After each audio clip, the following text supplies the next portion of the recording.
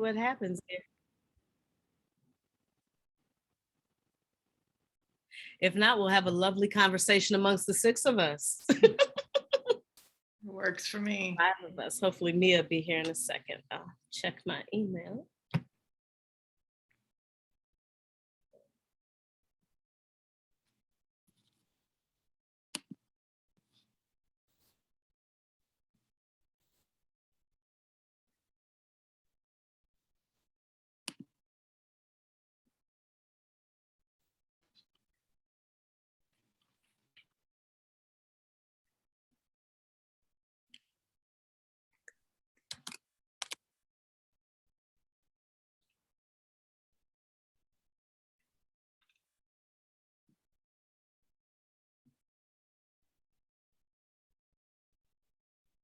So we'll give it a few minutes for people to join.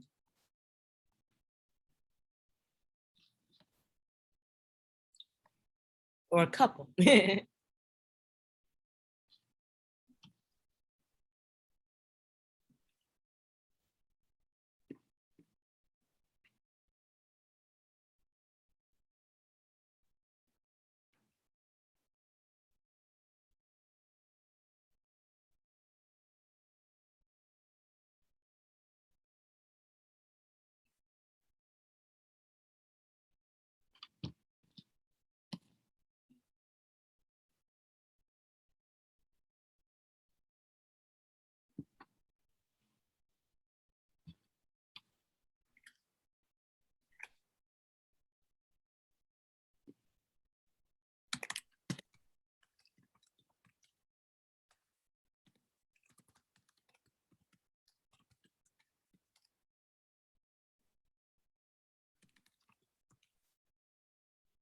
Okay, bear with me one sec.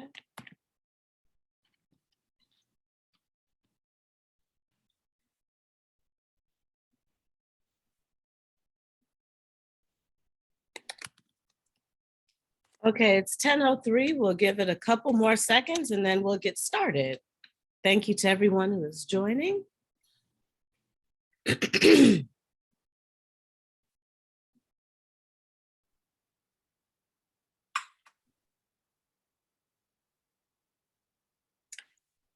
We'll get started here in just one more moment. All right. Good morning, Mia.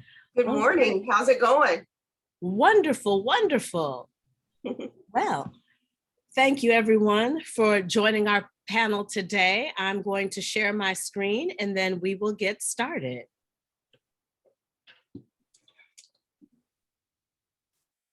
Can everyone see that okay? Give me a thumbs up, panelists, if you see my screen okay. All right, fantastic.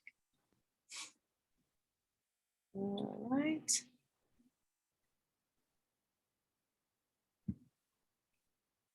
All right.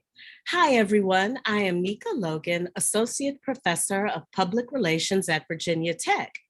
I would like to begin by thanking our sponsors, Muckrack, Stu Kent, the University of Oregon, the Arthur Page Center, the Institute for Public Relations, and American University. To our attendees today, thank you so much for attending our panel, How to Talk About and Teach DEI. In many ways, this panel was inspired by the racial reckoning of 2020 that drew further attention to the ills of racism, the importance of activism, and that also inspired increasing calls for the public relations field and for society as a whole to more seriously and deeply engage with DEI. Responding to those calls, this panel unifies practitioner and academic perspectives to identify productive ways to talk about and teach DEI in public relations. Each panelist will begin by giving a brief opening statement of approximately 3 to 5 minutes that will lay the foundation for what we hope will be a rich Q&A discussion with all of you following their opening remarks. Our first panelist today is Vanessa Wakeman, founder and CEO of the Wakeman Agency. Next, we have Dr. George L. Daniels, an associate professor at the University of Alabama. Following, we have Dr. Mia Moody Ramirez, professor and chair at Baylor University.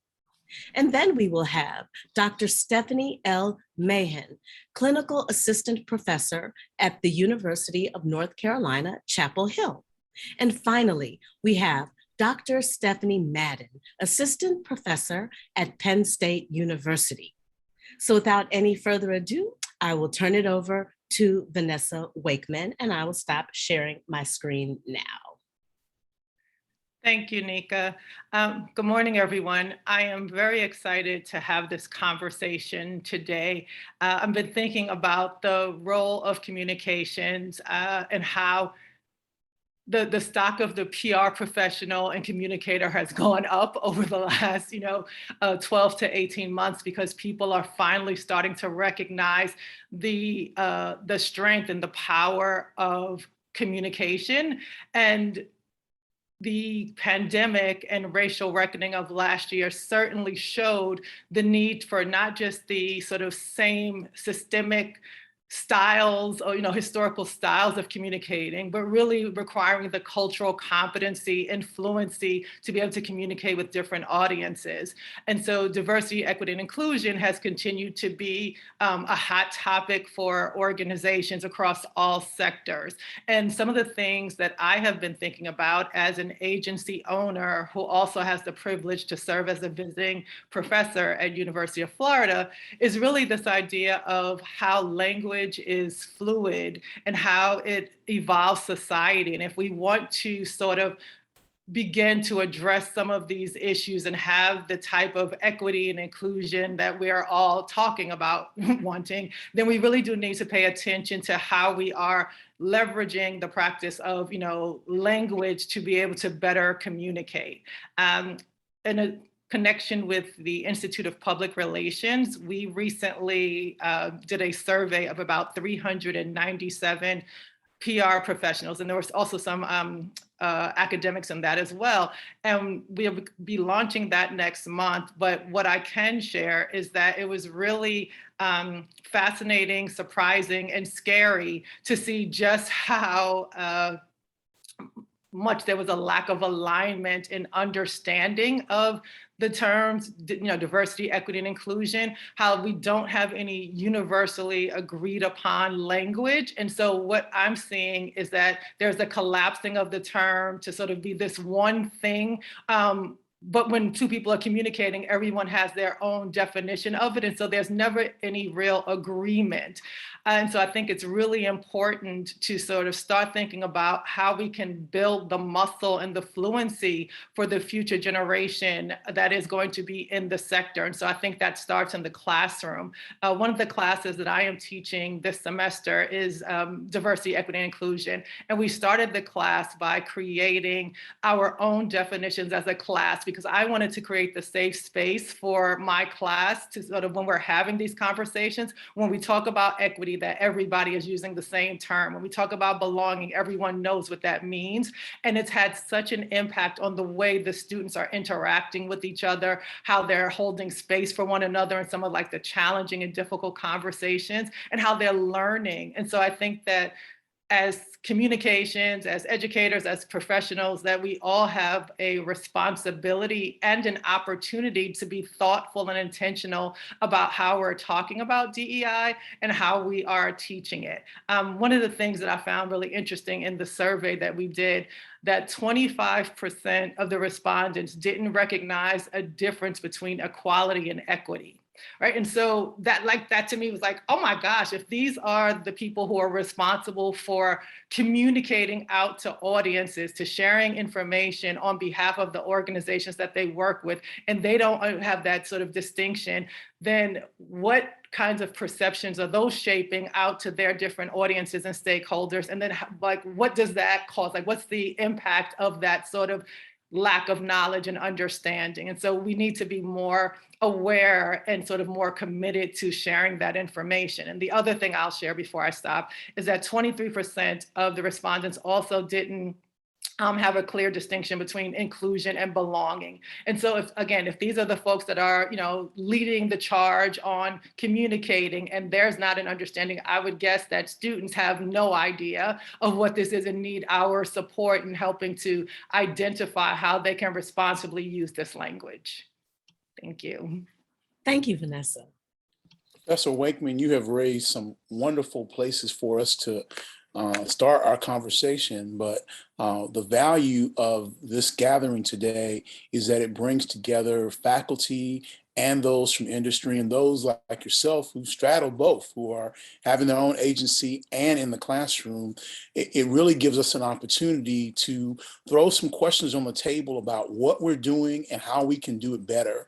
My role is a little different because not only am I the only guy on the panel today, but I'm probably the only non-public relations professional in the room.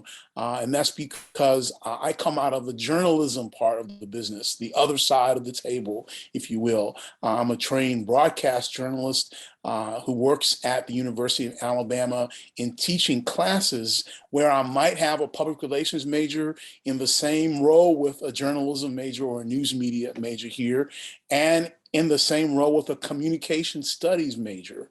But all of those students need to be prepared, as Professor Wakeman just talked about, with that muscle and that fluency. And so that is the value of this particular gathering today. It gives us an opportunity to not only talk about what we're doing, but learn about ways that we can do it better. In my role at the University of Alabama, I'm teaching news reporting. I'm also teaching diversity-centric classes, and I am working with undergraduate and graduate students. In fact, I have a PhD student who is about to defend his dissertation proposal on Monday. And so I work with students at all different levels from all over the country, but we're talking about this concept of difference. And that difference can play out along the lines of diversity or the lines of inclusion or the lines of equity. And certainly we do need to talk, as Professor Wakeman mentioned, about the difference between equity and equality, because these are terms that are thrown around, but people just don't know what they are. We also have to remember that who we are as instructors and as facilitators of learning is just as important. And to start out by talking about that, being transparent about our backgrounds, about our biases, about our political leanings, because those will come into play when we start talking about diversity in the classroom, whether it's a lesson about diversity or a lesson about something else where diversity comes into play. I told my students on the first day that this course, if it's diversity centric, it's personal, it's political, and it's constantly changing. There is always a new development. So as we have our discussion today, I hope that we'll have an opportunity to unpack some of these issues, but also challenge you as attendees to think differently about what you're doing in the classroom. Thank you. Thank you. I believe next we have Mia. You're on mute. You're on mute still. Okay, Now- can you guys hear me now? I have a cold, so if I sound a little bit congested, that's why. So I was actually invited to serve on this panel by George Daniels. I have a chapter in his book that just came out. The title of the book is Teaching Race, Struggles, Strategies, and Scholarship for the Mass Communication Classroom. And my particular chapter focused on the dreaded Standard 3. Anyone who's gone through ACE accreditation, ACE-JMC accreditation, you know that Standard 3 is usually the one that people get stuck on. It's the one that units have the hardest time. So because of this, George asked me to write a chapter, and my unit is actually going through reaccreditation right now. So that was heavily on my mind. And so I said, well, I can write about this because that's what we're going through right now. We actually have our site visit on Friday, on October 31st. So lift us up at that time, if you guys remember, if you can remember that. But at Baylor University, I teach a gender, race, and media class. I'm also the NABJ advisor, and I'm also the chair of our DEI committee. And so once I became chair of the committee, I actually encouraged our faculty to raise the bar.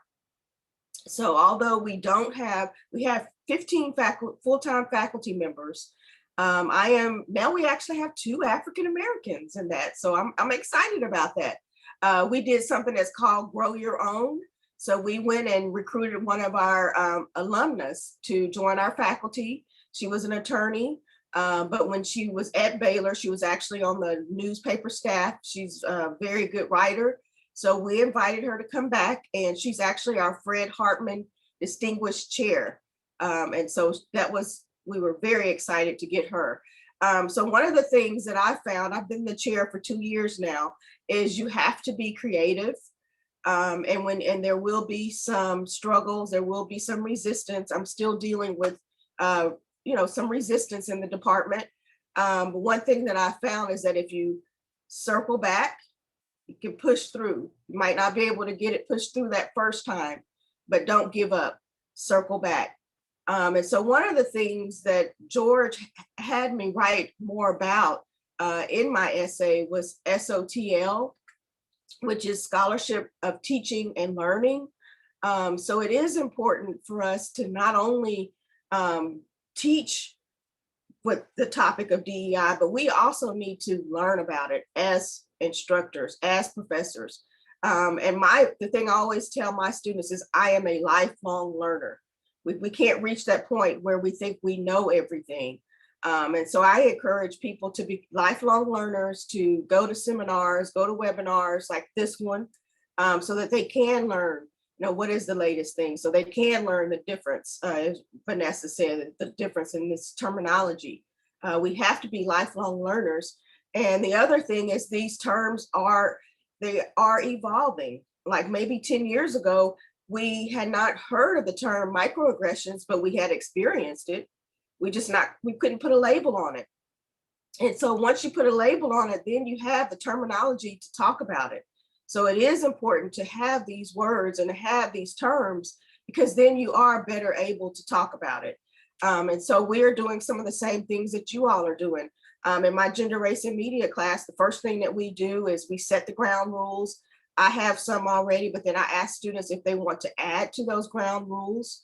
As the chair of the department, I look at faculty's course syllabi to see what they're actually teaching in their courses. And I know it's important to have standalone courses, but it's also important to sprinkle diversity throughout all of your courses. So that's one of our goals. So in order to do that, we have a syllabus checklist where I look for certain keywords in their syllabi. Also faculty evaluations. And this is one thing that I've asked for, but we don't have it yet. Is there a question on your evaluation regarding diversity and inclusion? Most universities don't have anything on their faculty evaluations. And until we get something on that evaluation regarding diversity and inclusion, it's not going to be valued, because faculty, they're just like students. They're going to study for the test. They're going to target the things that they're measured on. And so if it's not on the evaluation, then they don't feel compelled to include it. So I think that's my 4 minutes. Thank you so much. Thank you so much. All right, moving along. Stephanie, would you like to? Which one? No, me? Whichever one. We always trip people up with that. We always trip people up. Thank you so much. And very much like what the other panelists have said, what's happened over the last few years, right, or really the last couple of years, to be more specific, and it goes without saying, but I'll go ahead and say it, that whole lot of bad stuff happened in 2020, from public health crisis to unimaginable social injustices to our communities of color. But having said that, there really has been a whole lot of good to come, specifically how these racial injustice cases, the brutal nature of them, has really caused organizations to turn the mirror on themselves. And so if you look at the panelists and you sort of say, which one is not like the other? I work in a business school, right? So I'm fascinated by how organizations are responding in this time of racial reckoning. And so for someone like me who teaches a course on corporate social advocacy and activism, I think being a part of this panel is very important because, you know, we are talking about DEI, but as we expand the conversation about DEI, we really are also talking about things like activism. And so as public relations scholars and educators, this moment that we're in now, right, sort of has caused a lot of conversation about, you know, what is our role? What is our responsibility when it comes to helping to guide and shape our students who are our practitioners of tomorrow? And so the Journal of Public Relations Education, I've got to get a big plug in there for JPRE. They're publishing a special issue in the spring of 2022 titled Teaching Activism in the PR Classroom. And I'm co-editing that special issue with my colleague and good friend, Stephanie Madden from Penn State, about this idea of what do we do in the classroom when it comes to teaching our students about activism. And so the idea of this special issue, it really came from deep and in some cases, and for some of us, painful, right, conversations after George Floyd's death and the subsequent protests. We have to understand and recognize that our students are activists. Our students are in the streets protesting for and against issues. And so they need to do more than just learn how to write organizational statements and press releases. And so because we as educators began to ask the question of, or ask these questions of, you know, what can I do in this moment? How can I help my students in this moment? Teaching activism in the classroom really is an intentional act by public relation educators to add to the current as well as expand the narrative that activism really does have a role in public relations, that public relations has a role in activism, and that it really is very possible for practitioners to lead the way to be change agents.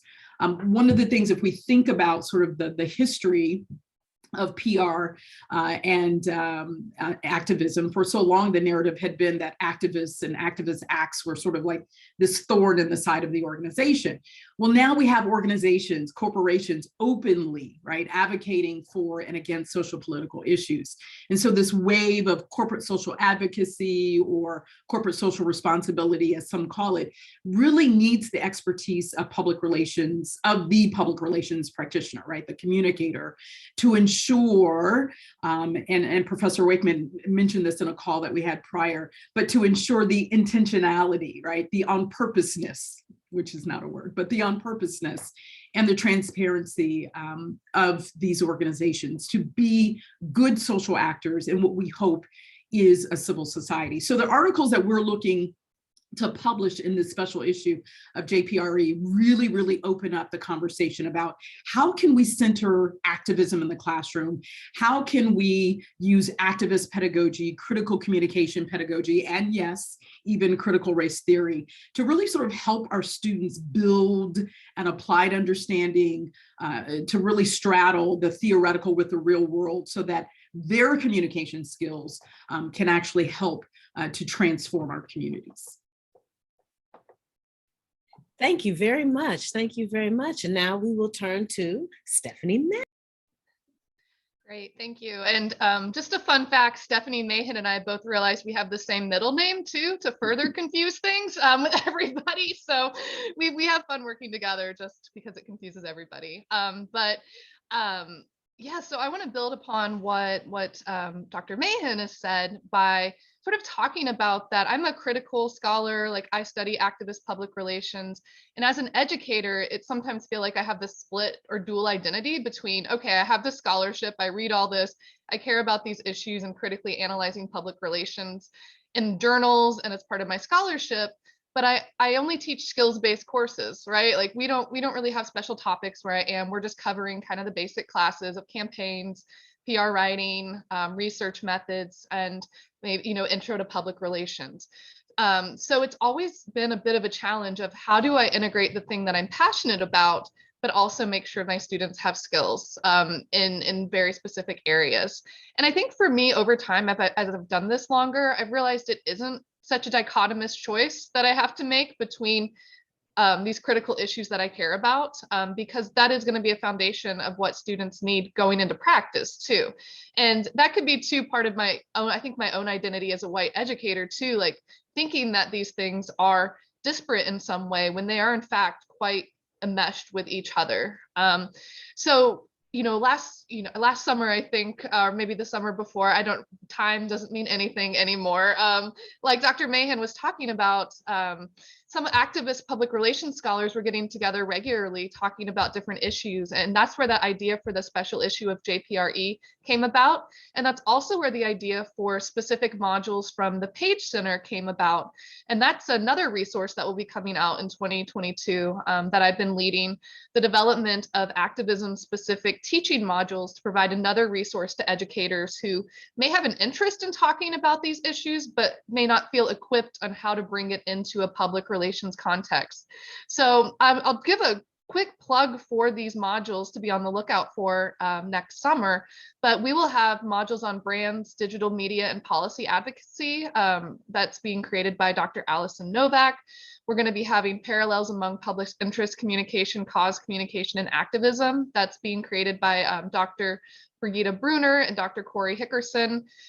Even shareholder activism as a force for good, which I think is an interesting angle to this, by Dr. Alexander Laskin. And then Professor Jasmine Roberts-Cruz will be developing a module on social media activism through the lens of Black Lives Matter, which I'm very excited about us like explicitly naming that and talking about that. And again, not being able to talk, like being able to specifically name issues in public relations and name things instead of just sort of saying diversity. I think that goes back to what Professor Wakeman was saying too. We just say diversity, or what is a diverse person or student, but how are we naming and actually articulating this? And just one quick thing too, I want to make sure we have time for conversation is, again, I often reflect on my role as a white public relations educator at a predominantly white institution, and the role I feel I have in having students talk about and think about issues of diversity and inclusion. I used to teach at the University of Memphis, which had a very different student body, and we had just such wonderful conversations there. Like we talked about race, like we talked about the contemporary issues, I think a lot more than we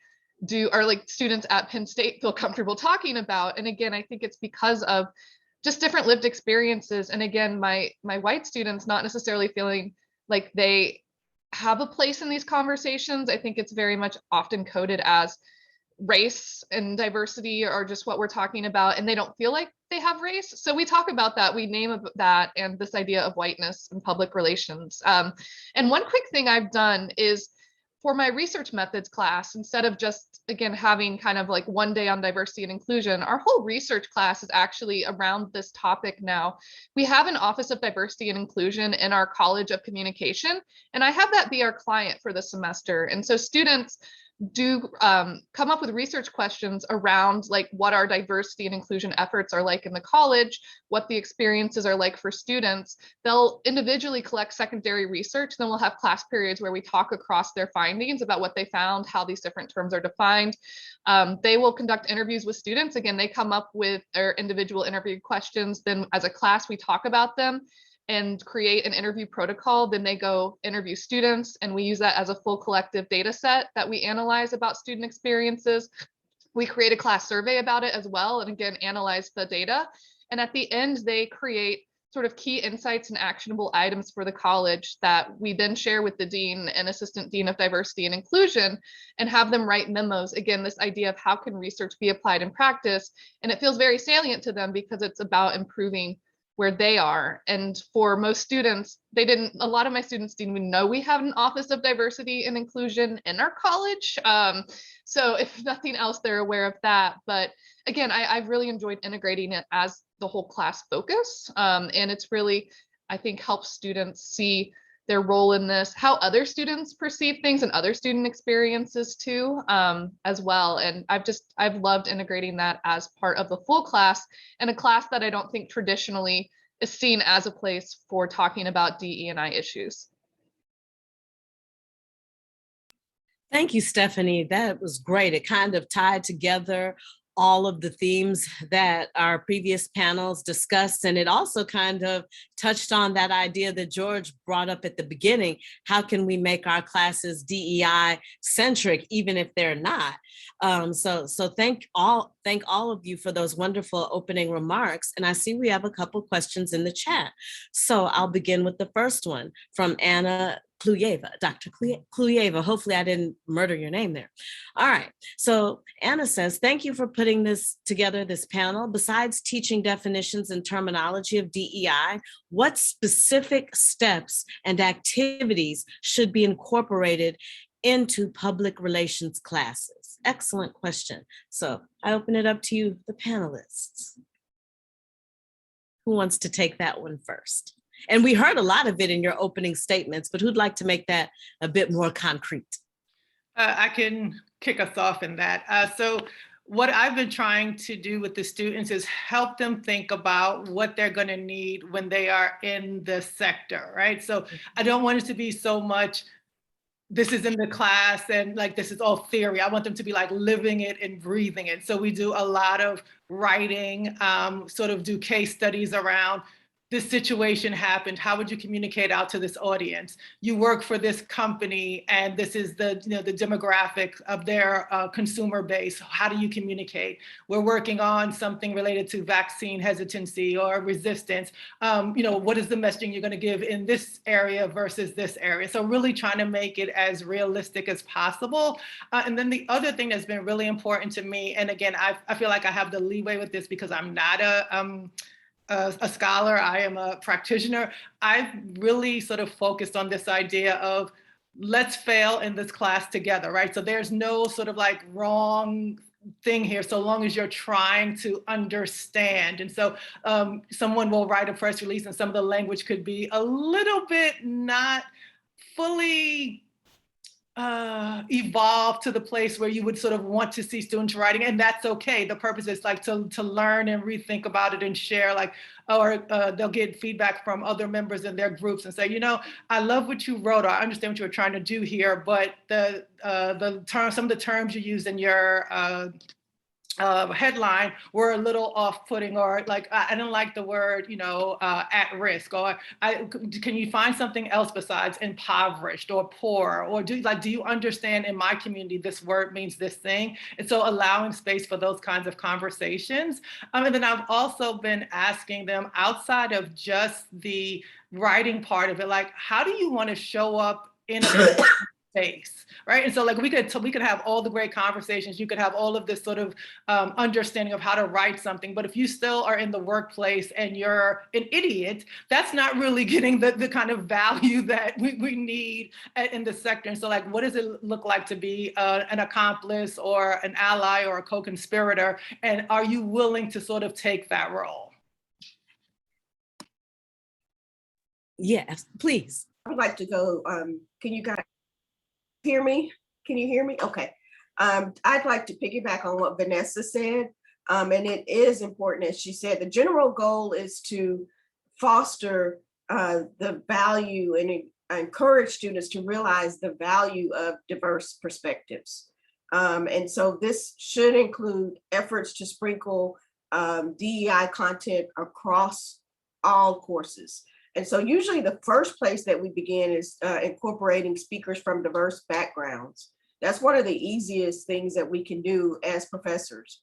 And I usually have like 4 or 5 speakers speak to my students. I'll have someone from the LGBTQ+ community. I will have a woman who's an attorney, but her degree was in journalism. I'll have somebody come in and talk about Black Lives Matter because that's their research area. But just try to bring in speakers from diverse perspectives so that they can see it. Usually they don't listen to us. We're kind of like their parents. They don't believe it unless they hear it from someone else. So when we bring in these professionals and they say, oh, okay, it really is important. So it's very important to bring in those speakers from diverse background. Also, it's important for departments to have diversity or DEI related sponsored events. Our department right now is working on a huge event for the spring where we're bringing in some speakers that are very well known and their topics are actually related to DEI. So if they see, if your majors see that you have programming that focuses on these topics, they know that you're actually putting your money where your mouth is. And then also encourage them to attend cultural events on campus. I know on our campus, probably any night of the week, there's something that they can attend. And then if they're in my class, I actually let them blog about it to get extra credit. I tell them that you can go to anything, and if it's related, if they talk about diversity or race or culture, then you can blog about it and I'll give you extra credit. So that's an incentive for them, not only to attend those events, but also to blog about it. And then the last thing is to use, as Vanessa said, we're human. So we are going to make mistakes, but use those mistakes as teachable moments. One of our faculty members had a student who interviewed another student who was actually transitioning, and that student used the wrong pronouns. So because of that, I told him, I want you to talk about that at the next faculty meeting. He talked about it, and that's one of the things that our students, they were not asking individuals when they interviewed them, they were not asking what pronouns do you prefer. So that's one thing that I told faculty from now on. When you teach interviewing, you need to make sure that you tell your students they need to ask about those pronouns. So we were able to use that as a teachable moment. Excellent, excellent. I really like that holistic approach, things you can do in the classroom and then things that can be done at a larger departmental or school level. I think that really brings it home for the students, so it doesn't appear as a one-off, but more so as part of our life, as part of our culture, as what we do as PR students who will soon be practitioners. Does anybody else on the panel have anything to add? And also do have to say, love the idea of let's fail together. I think so often people are afraid to engage in DEI conversations because they're like, what if I say the wrong thing or do the wrong thing? You're gonna say or do the wrong thing eventually, but hopefully we have a culture of understanding and respect and forgiveness, because if we fail together, we can learn together. Right. So I really like that. So we can have the courage to have some of these more challenging conversations and learn the things we need to learn. Do any of our panelists have anything else they want to add to Anna's question, or should we move on to a question I see here from Crystal Wilson? Anything else to add, or move on to the next question? Move on. All right, George, I got it. All right. All right. From Crystal. There is an education curve when PR professionals are helping their peers and partners. How can we equip students for these spaces in the real world? That is an excellent question. What say you, panelists? Who wants to take that one? I'll kick us off again. Go for it. So I think that for me, as someone who has worked in very harmful corporate environments prior to starting my agency, I think it's really important to think about the shaping of the student outside of the educational aspects. Like, what kind of human are you? Are you able to see the humanity in others? And so in my class, and even in my agency, when we're working with professionals who are new to the sector, really trying to help them understand where their privilege and power sort of comes into play and how you can either leverage that for good or leverage it for bad. This idea of doing things even when it scares you or being uncomfortable, and are you willing to stand for someone else, and sort of understanding just how all of these things come together and shape the outcome of an organization, but also shape the outcome of someone's career. And so really trying to help them see what their responsibilities are and where the opportunities lie. And then I've been talking a lot about this idea of courage, not only to the students, but in the circle of influence I have with some of the faculty around, we can't ask students to sort of be bold and courageous if we're not doing the same thing. And so how are we willing to sort of model the behavior for them so that they feel comfortable and confident as they're sort of trying to navigate it for themselves? Absolutely. Excellent. Excellent. All right, please. I'll go second again. Also, always related back to this is what's right. This is what's good for our students. If we want our students to get jobs, if we want them to be leaders, then we need to make sure that they are armed with these skills. And we have something on our campus that's called the Baylor Bubble. And so we say they're not going to be in the Baylor Bubble forever. So what are we doing to prepare our students, and how are we modeling that behavior as faculty members? Because we want to make sure that our employment rates are high for our students, that when they graduate, they're going to get jobs, and that they're going to get good feedback from their supervisors. And so we have to model that behavior. We also have to make sure that we have ample opportunities for them to work on teams, have group projects. When we first started doing this, probably about 15 years ago, students didn't like it. They didn't like working on teams. They would say, well, I can do this better by myself. Not everybody's doing what they're supposed to do. But we would tell them it doesn't matter where you go. Like, even if you're a professor, you have to work on committees. They may not call it a team, but you're always going to have to be able to work with other individuals. And so that's also important. Have them work on those group projects, have them work with diverse groups, model that behavior for them. I talk to them about the committees that we have in our department. We have about 7 standing committees. We have to be able to work with everyone. And of course, you have, those different personalities, but it's important to learn how to work with people from different backgrounds. And if you want to be successful, you have to be able to do that.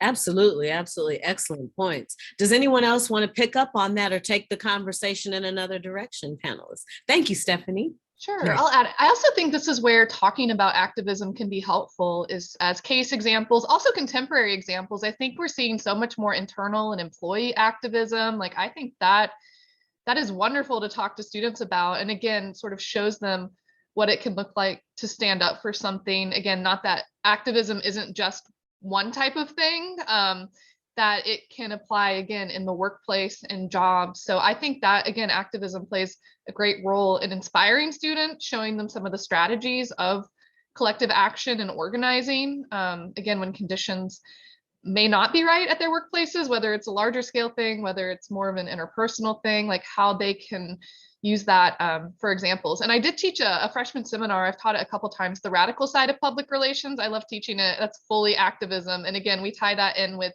contemporary and historical activist movements, look at the public relations, look at the behind the scenes strategizing too, not just necessarily what people see, but like all the work that was going on behind the scenes, particularly in the civil rights movement. And I just think that is inspiring to students and gets them to think about PR in a different way as a tool of activism and advocacy and their role within that as well. I love it. Oh, go ahead, George. Go ahead. I know our time is pretty tight and we don't have a lot of it, but I have to pick up on that point that Stephanie just raised and really about the special issue. Yes, you may be in a profession where activism is embraced, but some of our students who are public relations majors may end up working in an environment where activism is not. And so you got to figure out, how do you navigate those waters as well? We've had a number of journalists who ran into some challenging experiences because they were trying to figure out, how do I be my true, authentic self, but at the same time do my job every day? And that is something that we're going to have to really address before they leave us. And we have to talk about, well, what type of philosophy is at play in your workplace when it comes to writing? If you are African American, does that disqualify you from covering a story related to a wrongdoing involving an African American? Or is there a way that you can tell that story and put your biases on the table and at the same time give the information that you need to deliver? How do you do that? I don't know that we have any teaching models for that just yet. I think that your special issue on activism, and I'm not telling you what to include, editors, but there ought to be a piece in there about, how do I operate with an activist mindset in a workplace that doesn't embrace activism? And I think that is a wonderful place to close it. We are out of time, but what a wonderful panel. Let's thank our panelists and let's thank our attendees for participating in this wonderful and rich discussion. And I hope everyone enjoys the rest of the conference. Thanks to all.